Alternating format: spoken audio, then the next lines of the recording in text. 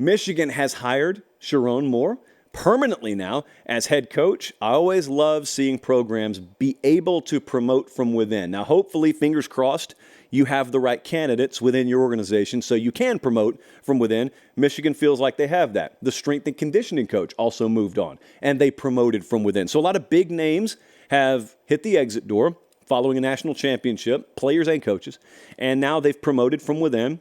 At least they've tried to as much as they can. And so the Sherrone Moore era begins there at Michigan. What's realistic here? In terms of expectation, what's realistic?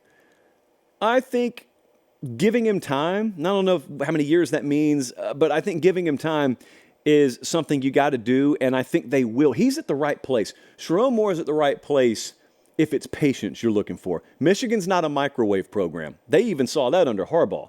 If they were a microwave program, meaning they want the results and they want them now, they would have fired Harbaugh long before he had a chance to start post-2020 scaling those results to what eventually became a 3-year run of playoff appearances culminating in a national championship. They never would have gotten there if they didn't have patience. So I think they'll have patience with him because the program has to take a step back. At least logic would tell us programs got to take a step back in on-field result. How could you not?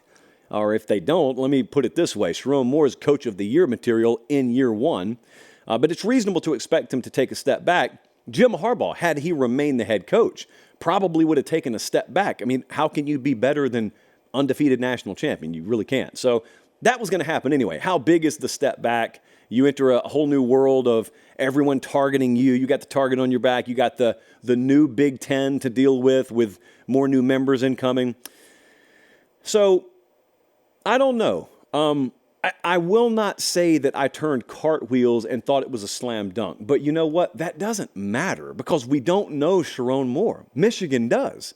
You've never seen him. I've never seen him as a permanent head coach. So, Sherrone Moore looks in the mirror. He knows himself. The folks he's worked with inside that building and inside that organization, they know him. The players know him. And you know what one of the telltale signs is to me is that no one has said anything other than great things about him. That doesn't guarantee wins. It doesn't guarantee championships. What it does guarantee is the organization believes in him, which is a very, very important aspect of this. Make no mistake. So they believe in him. That means they'll fight for him.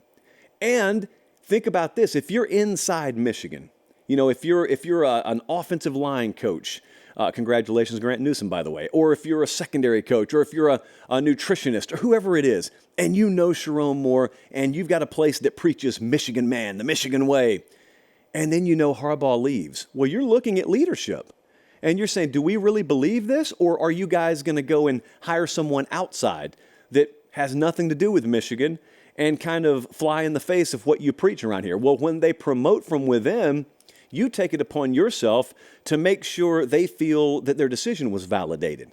You go to war for the guy. You go over the cliff for the guy. So that attitude surely permeates through Schembechler Hall and beyond. I don't doubt that. But even if you have all that, it's really hard to win. So that's not the end-all, be-all, but that is a core tenet of what I think Michigan football will be under Sherrone Moore. You know what the perception hurdle will be with him? Ironically, is Ryan Day. I heard Sam Webb earlier today say, hey, Ryan Day's got no excuse now.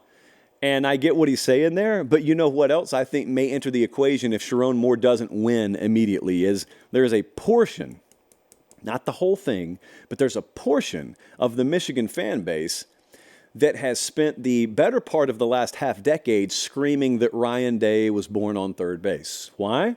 Because he didn't have to build Ohio State from the ground up.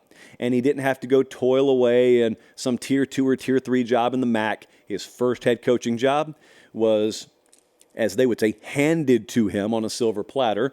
And it was post-Urban Meyer, and it was a turnkey contender. And all he had to do was sit in the driver's seat and put on a seatbelt, and boom. There's not much you have to build. There's just something you have to maintain. Now, I think that's short-sighted, and that's not exactly the way it works, but that's what a lot of people think when they look at Ryan Day, better or worse. I say that because you cannot have yelled that at Ryan Day over the past several years and then look at Sherrone Moore if he doesn't win immediately and say anything other than that. Jim Harbaugh, And that entire staff, the literal last thing they did before they left was celebrate a national championship win. So you can have no more ready-made winner than that handed over to you. I don't think that means you don't deserve it. I don't even think the born on third base thing's true in a lot of ways. I get the principle behind it, but if you don't think that Ryan Day was well qualified for that job, or Lincoln Riley when he got Oklahoma, we just disagree on that. Sherrone Moore, I think, is qualified to get this head coaching job. But there's also reality that enters into the equation, and that is there are no shortcuts to learning the lessons you have to learn as a head coach. I say this all the time.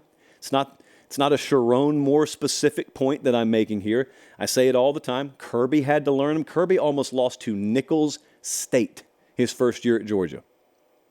Like, Nichols had them beat in Athens.